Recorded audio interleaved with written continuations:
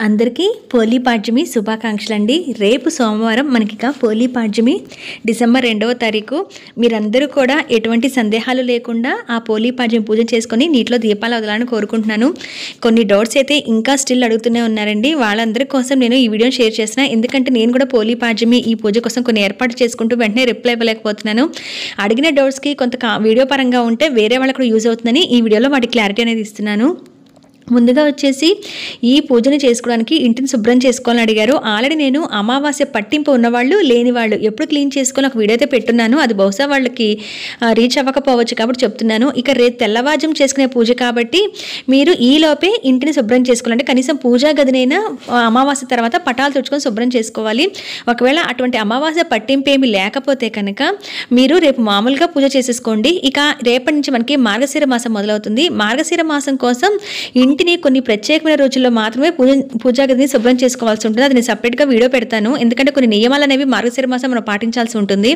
కాబట్టి ముందుగా రేపటి పూజను అయితే కంప్లీట్ చేసేసుకోండి. ఒకవేళ మీరు పూజా గదిని శుభ్రం చేసుకోకపోయినా పర్లేదు, కార్తీక మాసం మొదట్లో మనం చేసుకొని ఉంటాం కనుక రేపటి పూజను కూడా ముందు ముగించుకొని ముందు దీపాలు అనేవి తెల్లవారుజాము వదులుకోండి. తెల్లవారుజాము దీపాలు వదలాలి అని అంటే మనం కొన్ని ఏర్పాట్లు ముందుగా చేసుకోవచ్చు అన్నారు. నేను ఏర్పాట్లు కూడా చూపించాను. మీరు పీటను అలంకరించాలన్నా, దేవుడు పటాలు శుభ్రం చేసి బొట్లు పెట్టుకోవాలన్నా, తులసమ్మని అలంకరించాలన్నా, అక్కడ ముగ్గులు పెట్టుకోవాలన్నా, అలాగే ఒత్తులు నానవేసుకోవడం కానీ, అలాగే ఈ ప్రాంతంలో మనం పూజా సామాన్ని చేరవేసుకోవడం కానీ అవన్నీ కూడా మనం ముందుగా చేసుకోవచ్చు. ఆరుబయట చేసేవారైతే కనుక ఈ ముగ్గులు అవన్నీ కూడా ముందుగానే పెట్టేసుకోవచ్చు. ఈవెన్ గడపని కూడా ముందుగానే అలంకరణ చేసేసి మనం ముగ్గులు పెట్టి చేసుకోవచ్చు.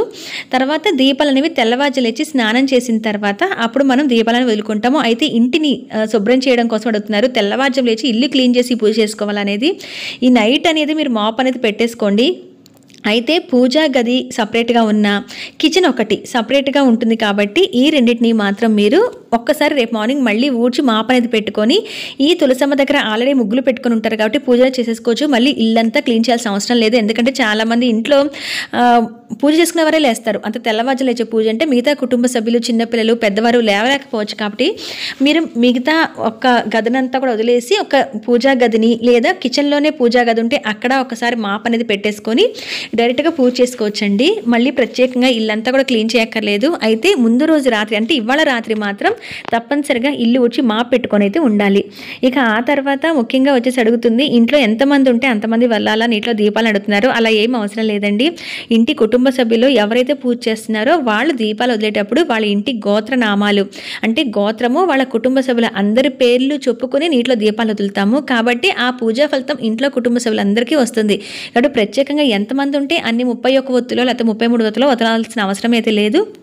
ఎవరైతే ఆ పూజ టైంలో లేచి ఉంటారో వారు మాత్రం ఆ పూజ దగ్గర కూర్చోండి. మీకు కుదిరితే కూర్చొని దీపాలు వదులుతున్నప్పుడు ఆడవారు పూజ చేస్తుంటే వాళ్ళు చేయి పట్టుకోవడం, అలా భార్యాభర్తలు ఇద్దరు కలిసి చేసుకోవచ్చుగా అని అడుగుతున్నారు కదా, అలా చేసేవాళ్ళైతే కనుక ఇద్దరు కలిసి నీటిలో దీపాలు వదలండి, అలా సరిపోతుంది. అలాగే నదీ చెరువు దగ్గరికి వెళ్ళే వాళ్ళు చాలామంది ఉంటారు. అక్కడ పూజా విధానాన్ని షేర్ చేస్తున్నాను. అక్కడ చేసేటప్పుడు కూడా అంతే, ఎవరైతే ఇంట్లో కుటుంబ సభ్యులు వెళ్ళాలో వాళ్ళిద్దరు కలిపి పట్టుకొని ఒకేసారి వదిలేయచ్చు. ఎంతమంది ఉంటే అంతమంది దీపాలు అనేవి వదలక్కర్లేదండి. ఈ విధంగా కొబ్బరి చెప్పులో వెలిగించచ్చా, కొబ్బరి చెప్పు అప్పటికప్పుడు కొట్టాలని అడిగారు కదా, ఆల్రెడీ మీరు కొబ్బరి దీపం కూడా ఈరోజు పెట్టచ్చని అడిగారు. అలా కొబ్బరి దీపం పెట్టాలి అనుకుంటే కనుక కాయని రేపొద్దున పూజ చేసుకున్నప్పుడు కొట్టి దాంట్లో ఒక చెప్పుని తీసుకెళ్ళి మీరు కొబ్బరి దీపం పెట్టుకోవచ్చు. లేదంటే మామూలుగా ఇలా ఒత్తులు వెలిగించుకోవడం కోసం అరటి డొప్పలు దొరకని వాళ్ళు ఇలా కొబ్బరి చెప్పులో వెలిగించాలనుకున్న వాళ్ళు ఆల్రెడీ ఇంట్లో మనం ఎంగిలి చెయ్యనిది కొబ్బరి చెప్ప ఏదన్నా ఉంటే ఆ చెప్పలోంచి కొబ్బరి తీసేసి మీరు ఆ చెప్ప వరకు ఉపయోగించుకోవచ్చు. కొబ్బరి అంతా తీసి పక్కన పెట్టేసుకుని అది ఇంట్లో వాడుకోవచ్చు. మిగతా ఈ చెప్పని ఈ విధంగా దీపాలు పెట్టయితే వెలిగించచ్చండి. అది ఎంగిలి చెయ్యంది మనం ఇంట్లో వాడంది అయి ఉండాలి. అంటే దాంట్లో సగం వాడేసి ఆ తర్వాత దాన్ని అలా ఎంగిలి చేసి పక్కన పెట్టి దాన్ని మళ్ళీ వాడటం అటువంటిది అయితే అసలు చేయకూడదు.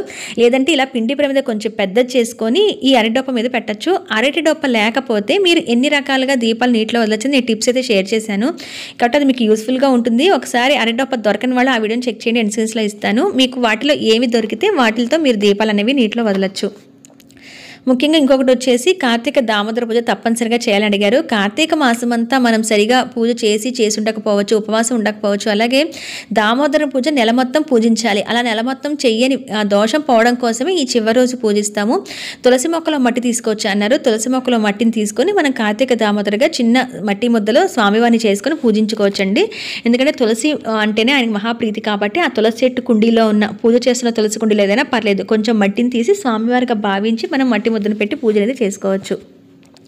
అలాగే 31, 33, 35 ఎన్ని ఒత్తులైనా వేయచ్చు అన్నారు. 31 వేయచ్చు, 33 వేయచ్చు, 35 ఎలా వేసినా పర్లేదు. కాబట్టి మీరు అరడొప్పలో వదిలే వాళ్ళైతే కనుక మీరు ఒకే ఒత్తిగా చేసుకోవడం కానీ లేదా ఒక 2-3 వరుసల్లో కానీ పెట్టుకొని వెలిగించండి. ఇంట్లో వెలిగించచ్చా అంటున్నారు. సాధ్యమైనంత వరకు అన్ని దీపాలు నీటిలో వదులుతున్నప్పుడు ఆరు బయట చేస్తాము, తులసమ్మ దగ్గర చేస్తాము. తులసమ్మ లేకపోయినా డాబా పైన కానీ అలాగా అక్కడ పసుపు రాసి ముగ్గు వేసి పసుపు వినాయకుడిని కార్తీక దామోదరిని పెట్టుకొని పూజ చేసి నీటిలో దీపాలు వదులుతాం కదా, అలా వదలచ్చు. ఒకవేళ మీకు అటువంటి ప్లేస్ లేక తులసమ్మ లేక అలా చేసుకునే వెసులుబాటు లేకపోతే ఇంట్లో ఒక పక్కగా ఈశాన్య మూలైనా పెట్టుకొని చేసుకోవచ్చు. పూజా మందిరంలో కూడా చేసుకోవచ్చు. అయితే పూజా మందిరంలో మీరు 365 ఒత్తులు వెలిగించాలన్నా నీటిలో దీపాలు వెలిగించాలన్నా మీకుండే ప్లేస్ని బట్టి చూసుకొని వెలిగించండి. ఎందుకంటే అన్ని ఒత్తులు కాలుతున్నప్పుడు మనకి వెలుగు అనేది ఆ మంట అనేది ఎక్కువ వస్తుంది కాబట్టి చాలా జాగ్రత్తగా ఉండి వెలిగించుకోండి. ఎందుకంటే పూజా మందిరం అనేది సహజంగా కిచెన్కి పక్కనే ఉంటుంది. కిచెన్లో మనకి గ్యాస్ అవన్నీ ఉంటాయి కాబట్టి చాలా జాగ్రత్తగా ఉండి ఈ ఒత్తులని వెలిగించుకోవాలి. అటువంటి వీలు చూసుకొని మాత్రం వెలిగించండి. లేదంటే చక్కగా ఆరు బయట ఈవెన్ సింహద్వారం గడప బయట వైపు కూడా మీరు ఆ గడప దగ్గర కూడా వెలిగించుకోవచ్చు. అయితే తెల్లవారుజామున చేసే పూజ కాబట్టి ఈ ఏర్పాట్లన్నీ కొంచెం ముందుగా చేసుకొని దీపాలు అనేవి వదులుకోండి. ఈరోజు దీపాలు వదిలేస్తున్నాం కాబట్టి ఇంతటితో పూజ అనేది కంప్లీట్ అయిపోతుంది కదండి. మరి ఉపవాసం అయితే ఉండాలా పూజ చేసుకున్నందుకు అడుగుతున్నారు. ఇంకేమీ అవసరం లేదండి, ఉపవాసం ఏమీ అవసరం లేదు. ఎప్పుడైతే దీపాలు వదులుతారో పూజాపీఠాన్ని కదిపేసుకుంటారో ఇక మనకి కార్తీక మాసానికి సంబంధించి పూజ అన్ని ముగిసినట్టు. ఈరోజు ప్రత్యేకంగా ఉపవాసం అయితే ఏమీ ఉండనవసరం లేదు, మీరు మామూలుగా తినచ్చు. అయితే నాన్ వెజ్ అనేది ఒక్కరోజు కూడా తినకుండా సాత్వికమైన ఆహారం తీసుకోండి. ఎందుకంటే కార్తీక మాసం నెల మొత్తం పూజలు సరిగా చెయ్యని వాళ్ళము ఏదైనా మధ్యలో బ్రేక్స్ ఇచ్చిన దోషం పోవడం కోసం చక్కగా ఈ చివరి రోజు ఈ పాడ్యమి రోజు ఒత్తులు నీటిలో దీపాలు వదులుతున్నాం కాబట్టి మరి అది కూడా కార్తీక మాసం సంబంధించి పూజ కిందకే లెక్క వస్తుంది ఈ రోజు కూడా. కాబట్టి ఇది ఒక్కరోజు తినకుండా ఉండండి. మరుసటి రోజు నుంచి మీరు నాన్ వెజ్ తినాలి అనుకున్న వారు నాన్ వెజ్ కూడా తినేయవచ్చు. పీరియడ్ 5th డే చేయొచ్చా? 5th డే చేయొచ్చండి. 4th డే అయితే పనికిరాదు. 5th డే మళ్ళీ తలస్నానం చేసి తెల్లవారుజామున అప్పుడు మీరు ఈ పూజను చేసుకోవచ్చు. మరొకటి ఇంట్లో మిగతా వాళ్ళు పీరియడ్ అయ్యి ఉంటే ఈ ఇంట్లో మిగతా కుటుంబ సభ్యులు చేసుకోవచ్చా అంటే వారు పీరియడ్ అయిన వారు దూరంగా ఉండి ఇవేవి ముట్టుకోకుండా ఉంటే మాత్రమే చేసుకోవచ్చండి. ఇంట్లో అన్నీ కలిపేసి మిగతా వాళ్ళు పూజ చేసుకుంటామంటే అవదు.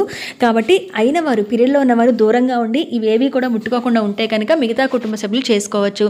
అలాగే ముఖ్యంగా వచ్చేసి ప్రెగ్నెంట్ లేడీస్ కూడా బిలో 7th మంత్ వరకు పూజ అనేది చేసుకొని నీటిలో దీపాలనే వదలచ్చు. ఈవెన్ పూర్వసువాసులు చేయొచ్చు అన్నారు, వాళ్ళు కూడా చేసుకుంటారండి. ఎందుకంటే ఈ పోలీ పాడ్యమి అనేది మనకి నీటిలో దీపాలు వదలటం అనేది పోలీని స్వర్గానికి పంపిస్తున్నట్టుగా మహాలక్ష్మి స్వరూపంగా అనుకొని అమ్మవారిని పంపిస్తున్నా కూడా వీళ్ళు కూడా కార్తీక మాసంలో ఎప్పుడైనా పూజ చేయని దోషం పోగొట్టుకోవడం కోసం చేస్తారు. కాబట్టి పూర్వశివాసనలు కూడా నీటిలో దీపాలు అనేవి వదులుకుంటారు.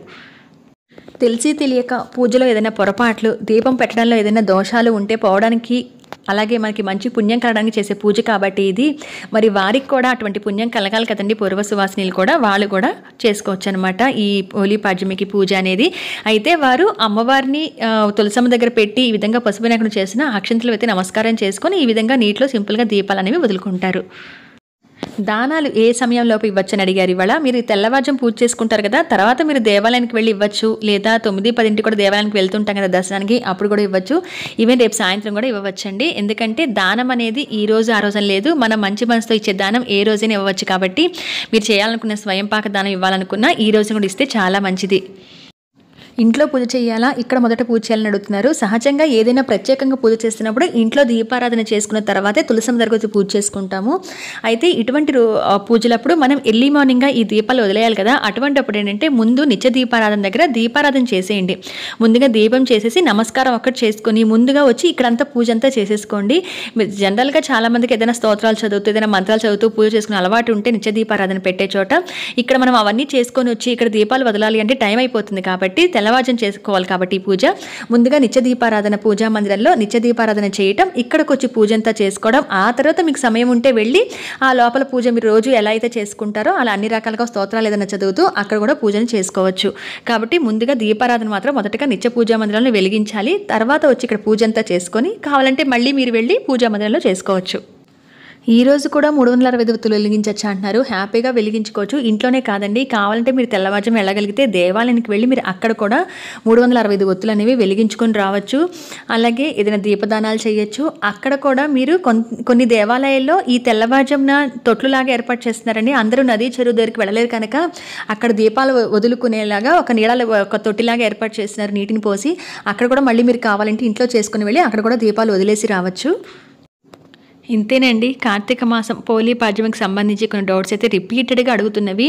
సో, వీడియో పరంగా కూడా మీకు చాలామందికి యూజ్ అవుతుందని అనుకుంటున్నాను. ఇక మళ్ళీ మనకి వచ్చే సంవత్సరం అండి కార్తీక మాసము అయిపోయింది రేపటితో. కాబట్టి ఈలోపు మీరు ఎంతవరకు రేపు పొద్దున చేయగలరో అంత ప్రయత్నించి చక్కగా ఒత్తులను వెలిగించుకొని పూజన చేసుకోండి. ఎటువంటి సందేహాలు లేకుండా పూజన చేసుకోండి. మీకున్నంతలో భగవంతుడు మనకిచ్చిన దాంట్లో మనకున్న శక్తి ప్రకారం పూజ అనేది చేసుకోండి. దేవాలయానికి కుదిరితే కనుక దైవ దర్శనం అనేది చేసుకోవడానికి అయితే ప్రయత్నించండి. ఇదండి మరి ఈ పోలీ పాడ్యమి దీపారాధన గురించి, అలాగే ఒత్తులు ఎన్ని వదలాలి ఏంటి అనేది సందేహాలు అడిగారు కదా, ఇవన్నీ కూడా ఐ హోప్ ఇన్ఫర్మేషన్ అంతా కూడా మీకు నచ్చుతుందని అనుకుంటున్నాను. ఇంకా మీరందరూ కూడా పోలీ పాడ్యమిని బాగా జరుపుకోవాలని మనస్ఫూర్తిగా కోరుకుంటున్నాను. కథ కూడా చదివి తప్పనిసరిగా అక్షంతలు వేసుకోండి, లేదా కథ వినండి, నేను అది కూడా వీడియోలో వినిపించాను, లేదా చదివైనా అక్షంతలు వేసుకోండి. ఇంట్లో కుటుంబ సభ్యులందరూ కూడా అదే విధంగా అక్షంతలు వేసుకోండి, చాలా మంచిది. మరి మరొకసారి మీ అందరికీ కూడా పోలీ పాడ్యమి శుభాకాంక్షలు. మరొక మంచి ఇన్ఫర్మేటివ్ వీడియోతో మళ్ళీ మిమ్మల్ని అందరినీ కూడా కలుస్తాను. అంతవరకు సెలవు, నమస్కారం.